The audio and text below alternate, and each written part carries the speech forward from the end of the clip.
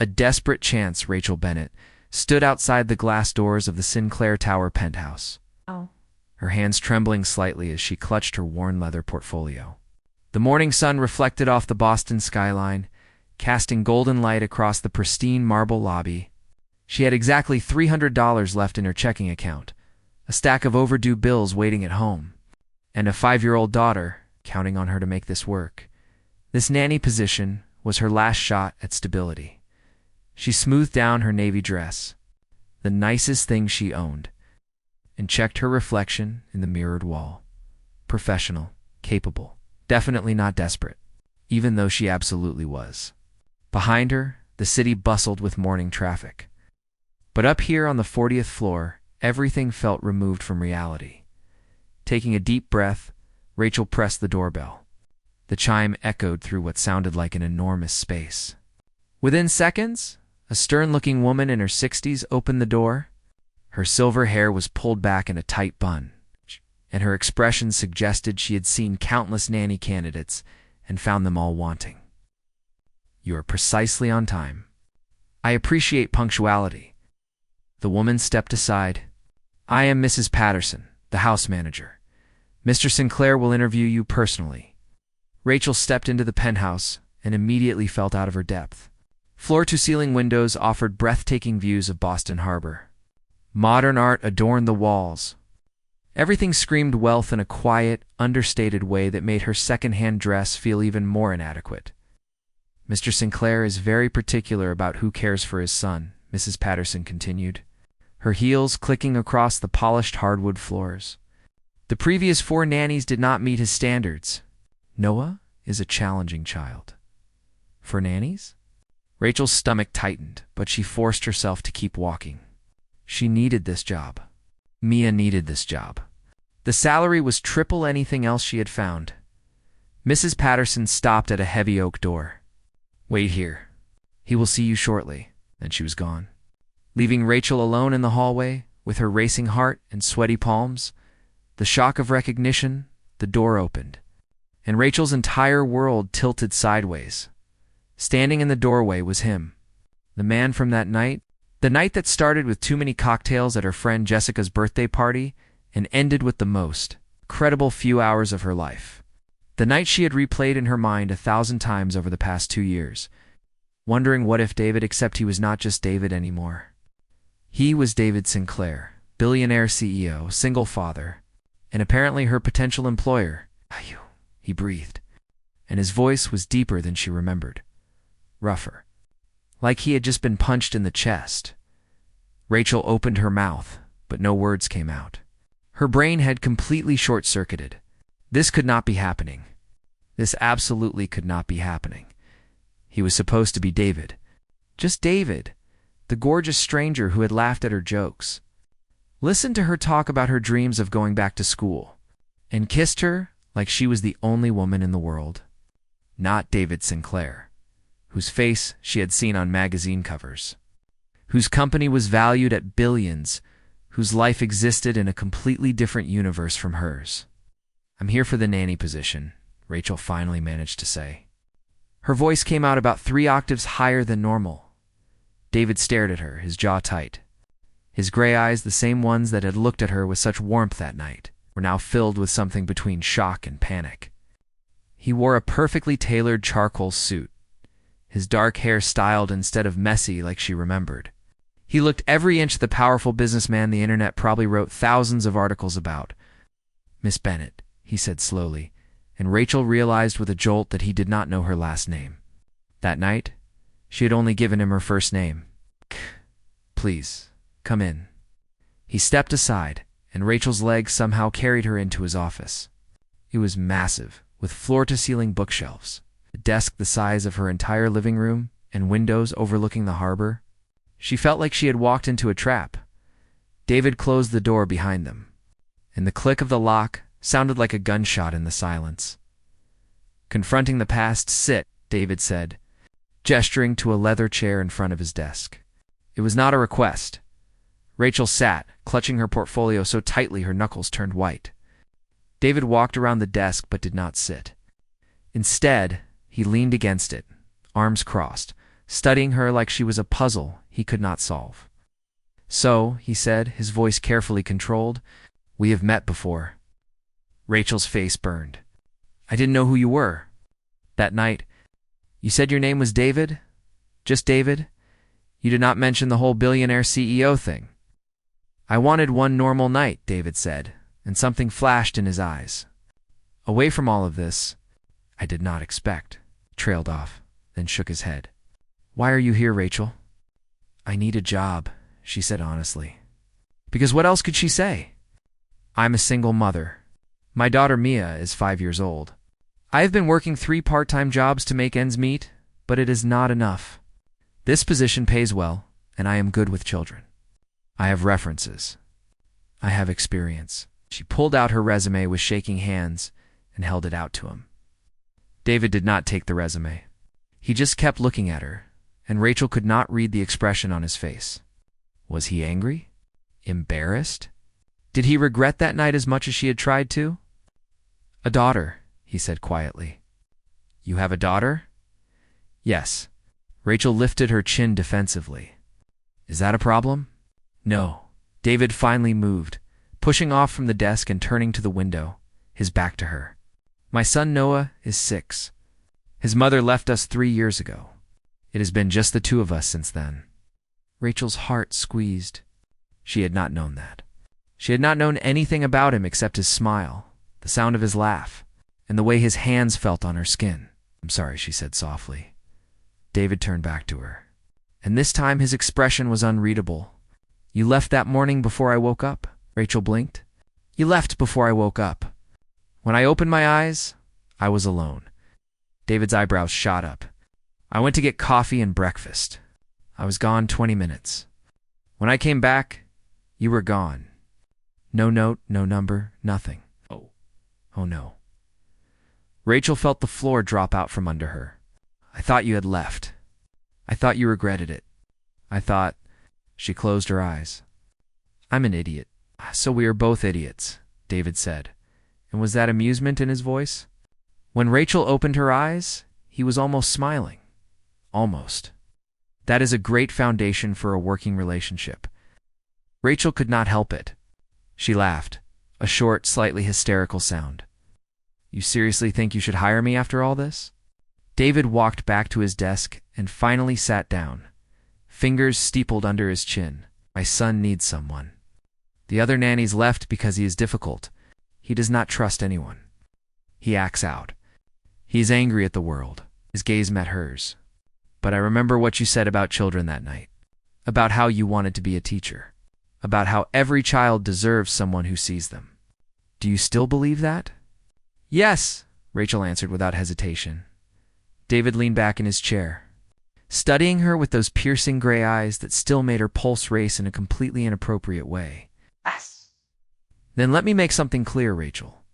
If I hire you, it is because you are the best person for my son, not because of what happened between us. That night was—" He paused, choosing his words carefully. "It was a mistake we both made. Mistake." The word hit Rachel harder than she wanted to admit, but she forced herself to nod. Agreed. A mistake. Ancient history. Completely forgotten. David's jaw tightened slightly, but he continued. "Noah comes first. Always. Can you handle that?" "Of course." Rachel straightened in her chair, finding familiar ground. Talking about children, about caring for them, this she could do. "What does Noah like? What makes him happy?" "I do not know anymore," David admitted, and his raw honesty touched something in Rachel's chest. "He used to love painting, building with blocks, hearing stories about dragons. Now he barely talks. He pushes everyone away." "Maybe because everyone keeps leaving," Rachel said gently. "For nannies and how long?" "He is probably scared to attach to anyone." Pain flashed across David's face. "I know. That is why I am being more careful this time. That is why I am conducting the interview myself instead of leaving it to Mrs. Patterson." He pulled a tablet from his desk drawer. "Your resume says you worked at Bright Futures Preschool for 2 years. Why did you leave?" "They closed. Budget cuts." Rachel folded her hands in her lap. "I loved that job. The kids were amazing. But after that, I could not find another full-time position in childcare. Everything was part-time, no benefits. So I worked at a coffee shop, a bookstore, and delivered groceries on weekends. Mia stays with my neighbor, Mrs. Rodriguez, who is wonderful, but she is 76, and I cannot keep taking advantage of her kindness. David was quiet for a moment, typing something on his tablet. Says here you are 27. Mia is 5. So you had her at 22? 22, Rachel confirmed. Her father is not in the picture. It has been just us from the beginning. She waited for the judgment, the assumptions, the look that said she had made bad choices, and now had to live with them. But David just nodded. My situation is not that different. Noah's mother left when he was 2. Decided motherhood was not for her. I have not heard from her since. I'm sorry, Rachel repeated, and she meant it. That must be hard on him. It destroyed him, David said bluntly. He was happy, talkative, affectionate. Then she left, and it was like someone turned off a light inside him. His therapist says he has attachment issues, that he is afraid to love anyone because they might leave too. He set down the tablet. I need to know, Rachel. If I hire you, will you stay? Or is this temporary until something better comes along? Rachel looked him straight in the eye. Mr. Sinclair, I need this job. I need the stability, the salary, the chance to do what I love. I cannot afford to treat this as temporary. If you hire me, I will give Noah everything I have. I will show up every single day. I will be patient. I will be consistent. I will be exactly what he needs me to be, even though his father is the man you slept with, and then apparently there was a comedy of errors and miscommunication. Rachel felt her cheeks flame. That night, we were strangers. This is professional. I can keep them separate. Can you? David stood slowly, walked around the desk, and stopped in front of her. Standing this close, Rachel could smell his cologne. Expensive and woody, which reminded her of how he had held her, how he had whispered her name like a prayer. She forced herself to breathe normally. I do not know, David answered honestly, but I am willing to try. For Noah, he held out his hand. 2-month trial period. You work Monday through Friday, 7 in the morning until 6 at night. Occasional weekends, if I have business meetings, you will have a private room in the penthouse because the hours require you to be here early. Salary is $10,000 a month plus benefits. Rachel's brain stuttered. $10,000. That was more than she had made in 6 months combined. She could pay off her credit cards, buy me a new clothes that actually fit, maybe even start saving for the future. She reached out and shook his hand, trying to ignore the electric shock that ran up her arm from his touch. Deal. When do I start? Tomorrow. David released her hand quickly and stepped back, like she had burned him. Mrs. Patterson will show you your room today so you can get settled. Bring your daughter if you need to. There is plenty of space. Thank you, Rachel whispered. You will not regret this. David's smile was slight and did not reach his eyes. I hope you are right. He pressed a button on the phone on his desk. Mrs. Patterson, please show Miss Bennett to the guest suite on the 3rd floor. She starts tomorrow. The door opened immediately, as if Mrs. Patterson had been waiting outside. She probably had been, Rachel thought. The older woman's expression gave nothing away. Follow me, Miss Bennett. Rachel stood, grabbing her portfolio. At the door, she paused and looked back. David had returned to his desk, already focused on his computer screen like she had ceased to exist. Mr. Sinclair. He looked up. That night, Rachel said quietly. However it ended, it was not a mistake for me. It was the best night I had had in years. So thank you for that, even if it complicates everything now. David's fingers froze over his keyboard. His gaze locked on hers, and for a moment, for 2 heartbeats. She saw heat flash through them. Then it was gone, replaced by that professional, cold mask. Tomorrow, 7 o'clock sharp. Do not be late. Rachel followed Mrs. Patterson out, her heart pounding. What had she just gotten herself into? A new beginning. Rachel stood in the doorway of her new room, completely overwhelmed. The guest suite on the 3rd floor was bigger than her entire apartment. There was a bedroom with an actual queen-sized bed, A private bathroom with a tub she could practically swim in, a small sitting area, and even a tiny kitchenette. Mia was going to lose her mind. Mrs. Patterson gave her a brisk tour, pointing out where everything was located with military efficiency. "Mr. Sinclair's quarters are on the 4th floor," she said in a tone that suggested Rachel should file that information away and take no action on it. "Noah's room is down the hall from yours. He likes to be read to before bed, though he pretends he does not. He is allergic to strawberries and hates broccoli. His favorite color is green. He has nightmares about 3 times a week." Rachel absorbed all of this, mentally taking notes. "What does Mr. Sinclair usually do when Noah has nightmares?" Mrs. Patterson's expression softened slightly. "He sits with him until he falls back asleep. Sometimes it takes hours. Mr. Sinclair is often exhausted." She handed Rachel a key. "Dinner is at 6. You may join us in the staff dining room or eat here. Your choice." After Mrs. Patterson left, Rachel collapsed on the bed and pulled out her phone. She had 3 missed calls from Jessica and about 17 text messages.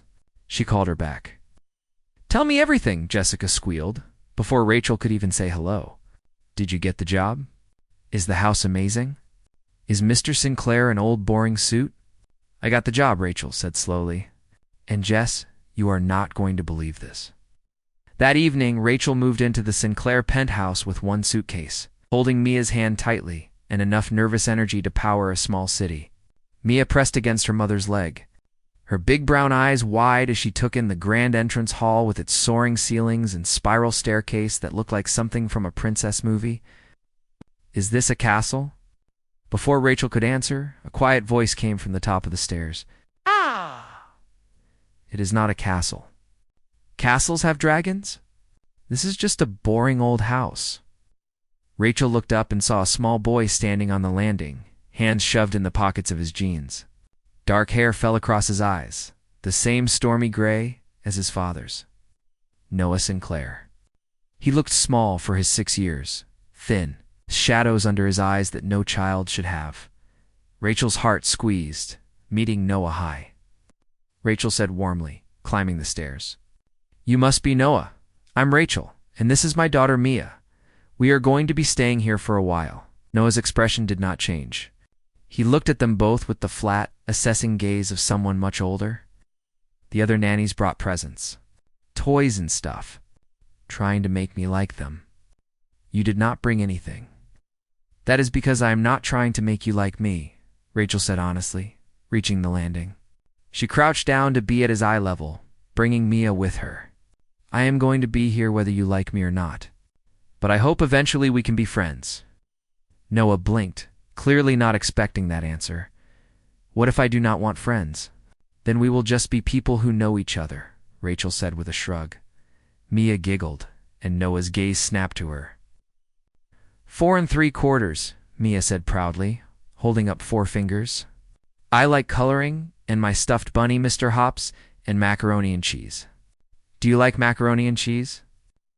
Noah's face twitched slightly. "It is okay." Mia looked outraged. "It is the best food in the whole world. Mama makes it with lots of cheese and sometimes cut up hot dogs. You should try it." "Maybe," Noah said, but Rachel caught the faint hint of interest in his voice. She filed that away for later. "Noah." David's voice came from behind them. Rachel turned and saw him standing at the bottom of the stairs. Still in his work suit, but with his tie loosened and sleeves rolled up. He looked exhausted. "Time for dinner. Did you wash your hands?" The brief openness in Noah vanished. "I am not hungry." "You said that at breakfast and lunch," David said. His voice was deliberately patient, but Rachel could hear the frustration underneath. "You need to eat something." "I do not want to." Noah crossed his arms. "I want to go to my room." David's jaw tightened. Rachel could see him struggling to hold back his temper. This was clearly a nightly battle. She made a split-second decision. "Mia is really hungry," Rachel said casually. "She has never eaten in a fancy place before. Noah, could you show her where to sit?" "I do not want her to be scared." Mia, bless her heart, caught on immediately. "I am very scared," she said, confidently grabbing Noah's hand. "Will you help me?" Noah looked at Mia, then at Rachel, suspicion clear on his small face. But Mia was already pulling him toward the stairs, chattering about how big he was and did he have a dog, because she always wanted a dog, but their apartment did not allow pets. David watched them go, then looked at Rachel with something like amazement. How did you do that? He does not want to eat for you because you expect it, Rachel said quietly. But helping someone younger, protecting Mia, that is different. It gives him control. David slowly shook his head. The therapist has been saying something similar for months. I could not get through to him. He headed toward the dining room, and Rachel walked beside him. You have been here 2 hours. I am not his father, Rachel pointed out. That makes it easier. Less pressure, less history, less pain. She paused. He is protecting himself. You understand that, right? Yes. Not eating, not talking, pushing everyone away. It is all armor. David's voice was rough. I know. I just do not know how to get through it. First steps forward, they entered the dining room to find Noah and Mia already seated at the huge mahogany table. Mia was talking non-stop while Noah listened with the hint of a smile. Mrs. Patterson was serving what looked like roasted chicken with vegetables. Dinner was awkward at first. David was clearly not used to dining with anyone except Noah, who barely ate. But Mia filled the silences with stories about her preschool friends.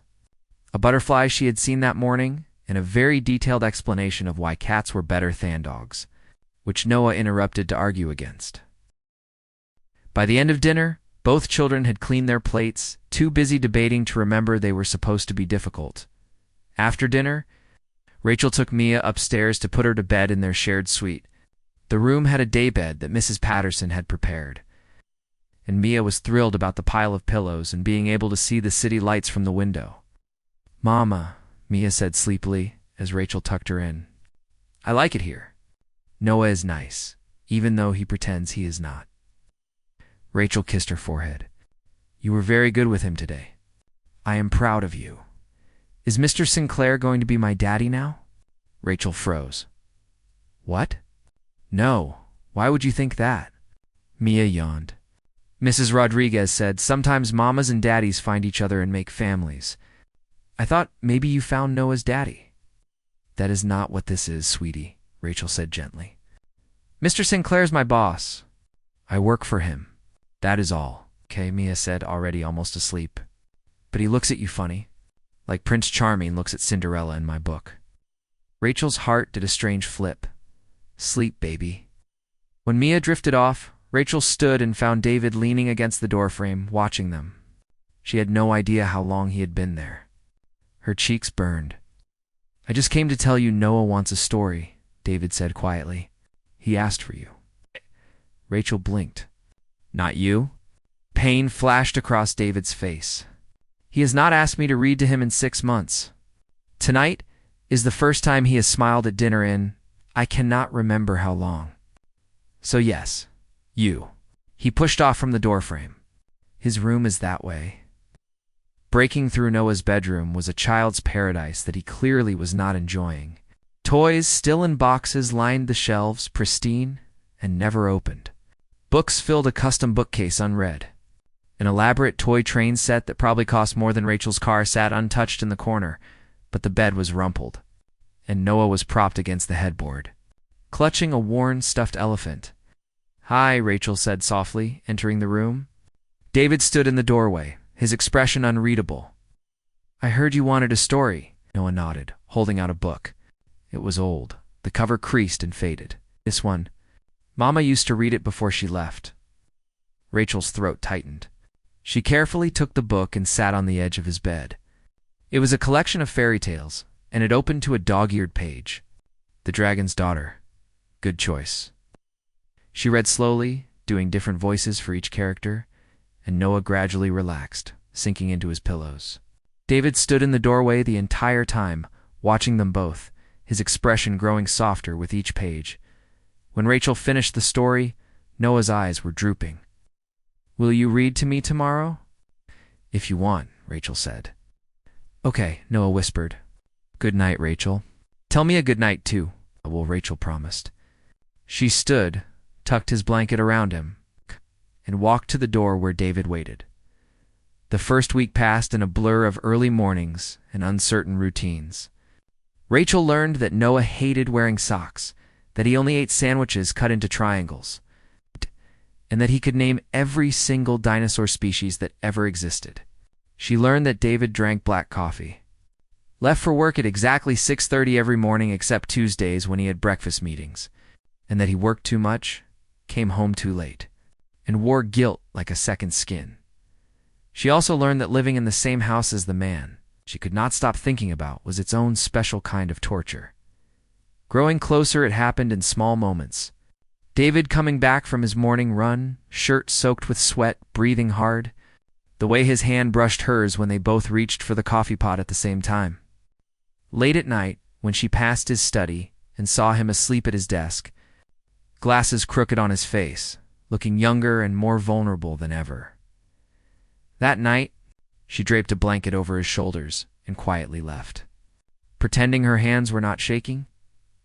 By Friday, Noah was a different child. Not completely open, not healed, but he was laughing. He was playing with Mia. He was drawing again, proudly taping his creations to Rachel's door every morning. And he was talking to Rachel about everything. An endless stream of observations, questions, and stories that made her heart ache for how much he had been holding inside. But with David, he still barely spoke. Rachel watched them at dinner, Noah chattering with her while David sat at the head of the table, quiet and distant, answering questions but never quite connecting. The loneliness in David's eyes was palpable. That night, after both children were asleep, Rachel found David in his study with a glass of whiskey in his hand, staring into space. "He hates me," David said without looking up. Rachel closed the door behind her. "He does not hate you. He talks to you. He laughs with you. He lets you into his world. I am his father, and I am a stranger to him. You are the person he is most afraid of losing," Rachel corrected gently. She crossed the room and sat in the chair across from him. "So he keeps you at a distance. Because if he does not get close, it will not hurt as much when you leave." "I am not going anywhere," David said fiercely. But his mother did. And in his 5-year-old brain, if one parent can abandon him, why not both? Rachel leaned forward. "He needs you to prove you are staying. Over and over. Not with gifts or the perfect house or busy work schedules. With time, with presence. With showing up." David set down his glass and rubbed his hands over his face. "I do not know how to do that. I thought providing for him, giving him the best of everything, would be enough." "He does not need the best of everything," Rachel said. "He needs you." David laughed bitterly. "The irony is, I built this company for him. Everything I do is to ensure he has a secure future. But what is the point if he grows up hating me? Then stop building for his future and start being present in his now," Rachel said simply. "Tomorrow is Saturday. Cancel your meetings. Spend the day with him. Let me show you how." David looked at her for a long moment, something shifting in his expression. "Why are you helping me? You could let me struggle. Let Noah get more attached to you. Then you would be indispensable." "Because you are both hurting," Rachel said honestly. "And I know what it is like to be a single parent, to feel like a failure. To lie awake at night wondering if your child will remember the good moments or only the ones where you messed up. You are a good father, David. You just need to let yourself believe it." His name hung in the air between them. "Rachel," David's voice was rough, "yes. That night, I have thought about it. About you. More than I should have." Rachel's breath caught. "David, we cannot. I know." He stood abruptly and walked to the window, his back to her. "I know you work for me. My son is finally starting to heal. Complicating things would ruin everything. I understand all of that logically, but—" Rachel whispered. David turned, and the look in his eyes made her heart stop. "But every morning when you come downstairs in your pajamas with messy hair, steal my coffee, and make Noah laugh, I forget all the reasons I should stay away from you."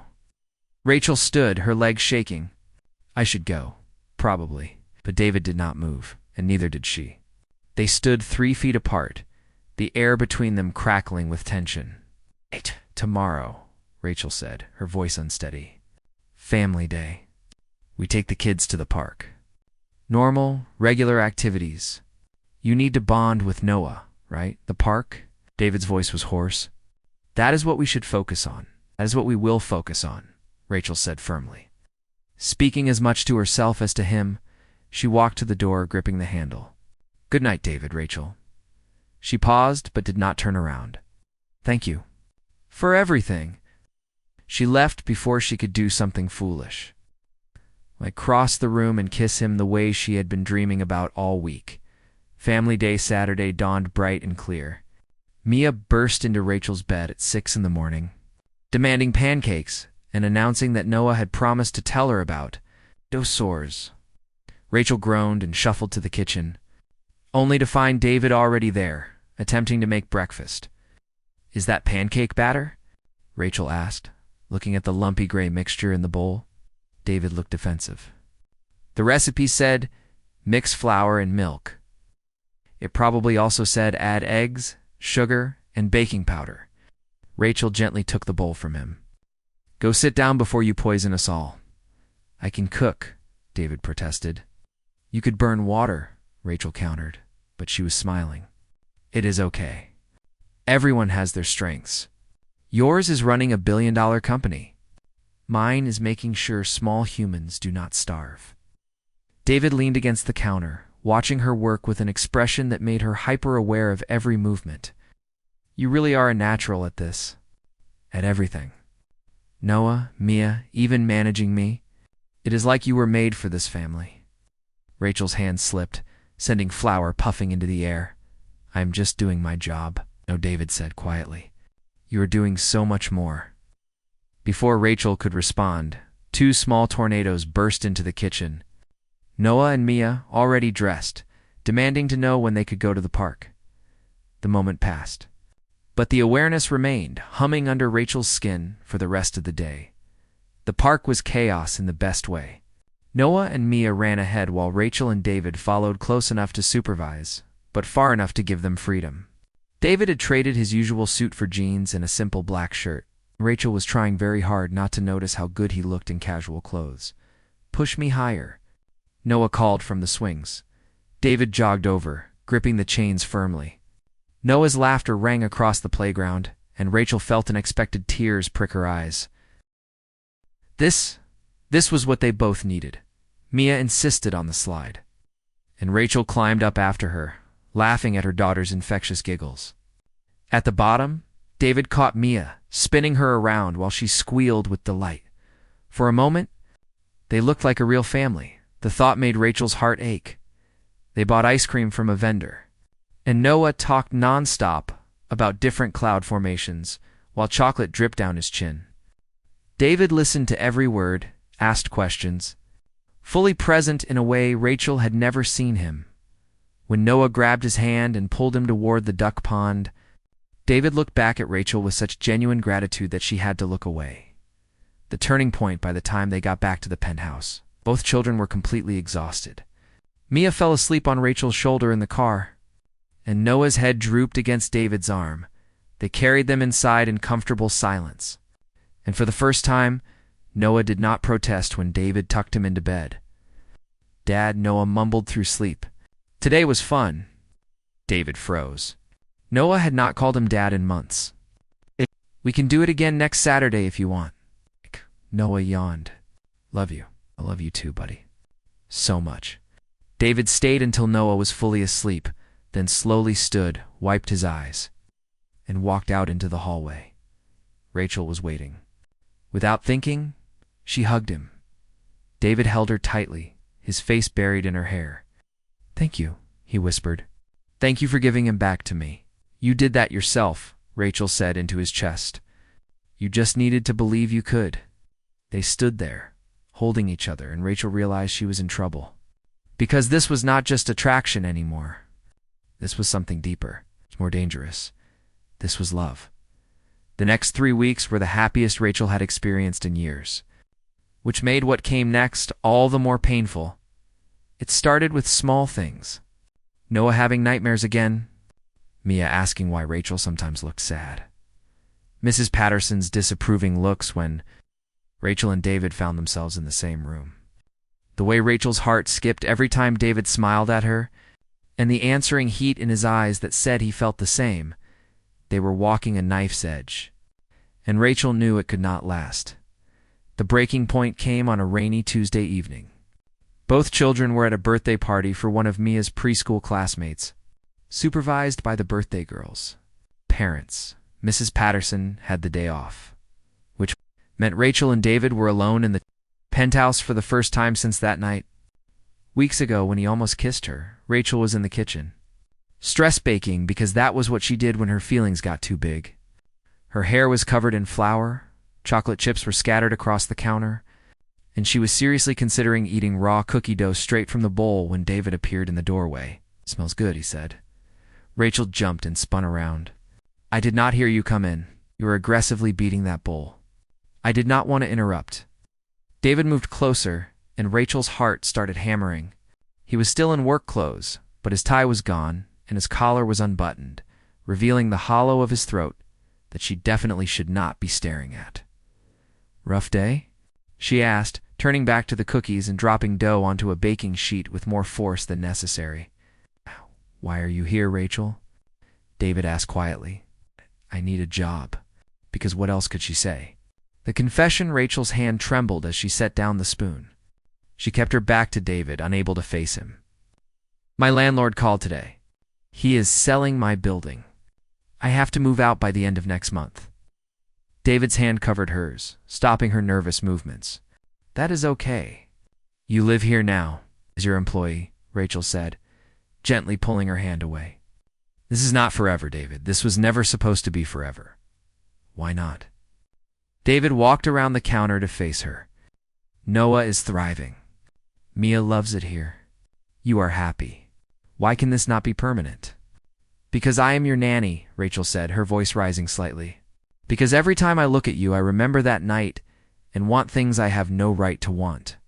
Because this house, this life, none of it is really mine. It is all borrowed. And eventually, I will have to give it back." "What if you did not have to?" David moved closer. Too close. Close enough that Rachel could see the gold flecks in his gray eyes. "What if I asked you to stay? Not as a nanny? As something else?" Rachel's breath caught. "What are you saying?" "I am saying I love you," David said, his voice rough. "I am saying I think about you constantly. I am saying every morning when I wake up and know you are here, it is the best part of my day. I am saying I do not want you to be my nanny anymore. I want you to be mine." Rachel's heart was pounding so hard she could barely hear. "We cannot. Your son adores you. He wants you here.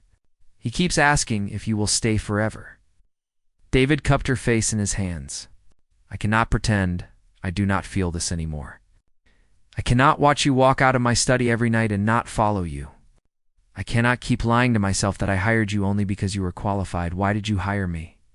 Rachel whispered. "Because the moment I saw you in my office, I knew," David said simply. "I knew you would change everything.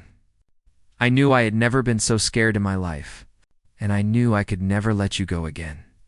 So yes, I hired you because you were good with children. But I also hired you because I am selfish and wanted you close, and I am done apologizing for it." Rachel's hands pressed against his chest, but she was not pushing him away. "If we do this, if we cross this line, everything changes.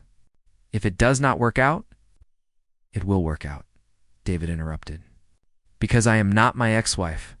I am not going anywhere. I am not leaving. You are everything to me, Rachel. You and Mia. I want it all. The messy mornings, the burned pancakes, the chaos.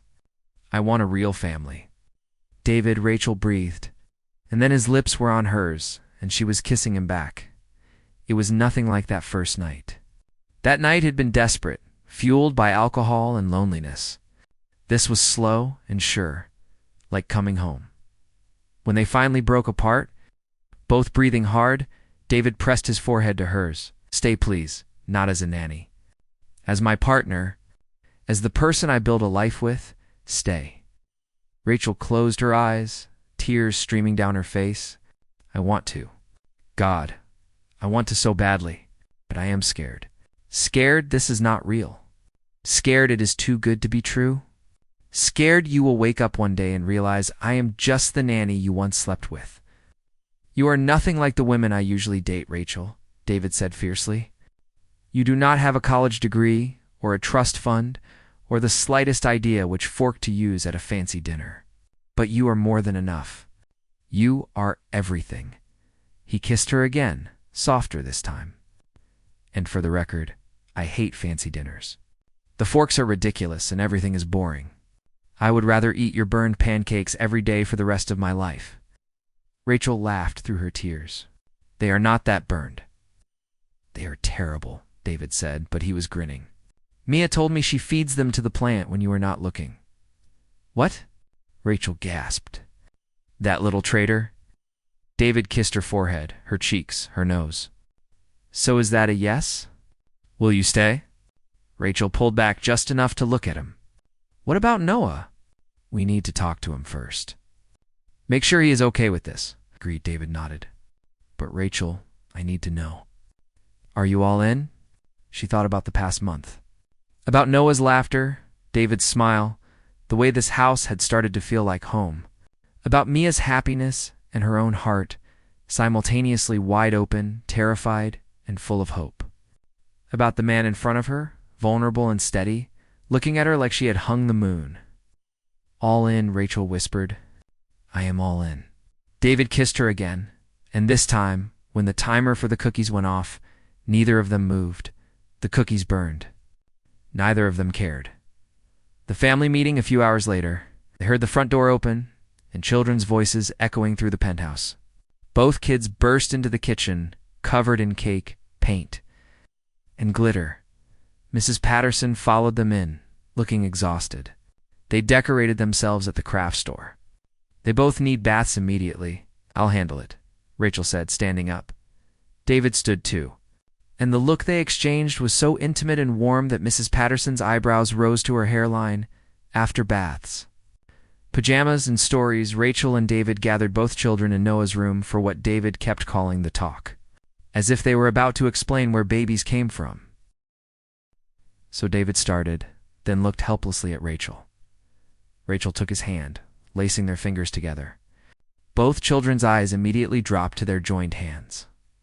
Noah, Mia, we wanted to talk to you about something important. You know that David and I care about each other, right? You mean you are in love? Noah said matter-of-factly. We know. Mia and I talked about it. Hey. David blinked. You did? You are not subtle, Noah continued. You look at Rachel like she is ice cream. And Rachel smiles at you all goofy when she thinks nobody is watching. I do not smile goofy, Rachel protested, her face flaming. You do, Mia confirmed. Like in my princess movies when the prince and princess kiss. Anyway, Noah said, we figured you would tell us eventually. So are you getting married? David looked at Rachel, panic barely contained. They had not discussed marriage. They had barely discussed dating. But Noah was watching them both with an intensity that said this answer mattered immensely. We are not getting married yet, Rachel said carefully. But we care about each other very much, and we wanted to make sure you both are okay with us being together. Because you two are the most important people in our lives. Do I have to call Rachel Mom? Noah asked, his voice small and uncertain. Rachel's heart squeezed. No, never. I am not trying to replace your mom, Noah. I am just me. Rachel, who loves you and wants to be in your life, but only if you are okay with it, Noah. Thought about this for a long moment. Then he looked at Mia. If our parents are together, does that make us brother and sister? Mia's face lit up. Can we be? I always wanted a brother. Sisters are supposed to be annoying, Noah said seriously. Can you be annoying? I can try, Mia offered. Okay, Noah turned to David and Rachel. Then I guess it is fine. But Dad, you have to promise not to be weird. David laughed with relief. Define weird. It's like do not kiss in front of my friends. And do not stare at each other at dinner. It is gross. We do not stare at each other at dinner, David protested. All three looked at him with identical expressions of skepticism. Okay, maybe a little, David admitted. I will try to be less obvious. Good. Noah climbed under his covers. Now can you both read to me? Together? So they did. David on one side of Noah's bed, Rachel on the other, with Mia squeezed in the middle. And Rachel's heart was so full it felt like it might burst. This was her family now. Somehow, impossibly, she had found her family. When the children fell asleep, Rachel and David stood in the hallway, processing what had just happened. That went better than expected, David said. Noah called you Dad, Rachel noted, and asked us to read together. That is huge. He also asked if we are getting married. David turned to face her. I know we are not ready for that. But Rachel, eventually, I want that. I want to marry you. I want to adopt Mia. I want us to be a real family, legally, and not just in our hearts. Rachel's breath caught. You want to adopt Mia? Of course I do. She is amazing. And she deserves a father who chooses her, who loves her. We'll be there at every school play and soccer game and broken-hearted drama. David cupped her face. If you will let me. I know I am not her biological father, but I want to be her dad in every way that matters. Rachel kissed him, tears streaming down her face. Yes, God, yes. But let us not rush. Let us date. Let us figure out how to be together without kids watching our every move. Let us just be. Can go slow, David promised. As long as you promise not to leave. I am not going anywhere, Rachel said. I am home. Building forever, the next few months were a whirlwind of adjustment. Rachel officially moved from the nanny's room into David's room, to Mrs. Patterson's barely concealed disapproval and the children's delight. They went on dates, real dates, where Mrs. Patterson babysat, and they had entire conversations without interruption. They fought over stupid things, like David's tendency to work too much and Rachel's habit of leaving coffee mugs everywhere. They made up in ways that made Rachel very grateful for the lock on their bedroom door. Noah flourished. He joined a soccer team, made friends at school, and had his first sleepover at a classmate's house. He still had nightmares sometimes. There were moments when he withdrew, but when he was scared, he came to David. He let himself be held. Mia settled into her new school, made friends with kids whose parents had actual chauffeurs, and was completely unbothered by the wealth surrounding her. She still preferred macaroni and cheese and wore her favorite ratty sneakers despite the closet. Full of designer clothes David kept buying her. She called David Dad, which made him tear up every single time. But the most important moment came 6 months after that night in the SVE. David took Rachel back to the SVE, a hotel where they had spent their first night together. He booked the same room, ordered the same drinks, and as the sun set over Boston, he dropped to one knee. I know we agreed to go slow, David said, holding out a ring that made Rachel's eyes blur with tears. But Rachel, I have wasted enough time already. I do not want to waste any more. You are my best friend, my partner, the mother of my son's sister, and the love of my life. Will you marry me? That was the worst proposal speech ever, Rachel said, laughing through her tears. You barely mentioned how beautiful I am, or how I complete you, or anything romantic. You are the most beautiful woman I have ever seen, David said dutifully. You complete me. I cannot live without you. Better. Much better. Rachel pulled him to his feet. And yes, I will marry you. They did not actually get married the next day. They got married 3 months later in a small ceremony at Boston Common.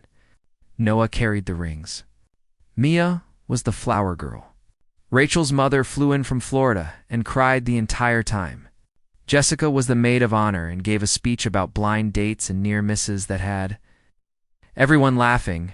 Mrs. Patterson sat in the front row with something almost like pride on her face. During the ceremony, Noah interrupted to ask if this meant he could officially call Rachel Mom now. When Rachel said yes, there was not a dry eye in the venue. The adoption papers for Mia came through 2 months later. David held Mia tighter than anyone when the judge made it final. Mia mostly wanted to know if this meant she could finally get a puppy. Since she now had 2 parents to help take care of it, they got a puppy. 5 years later, 5 years later.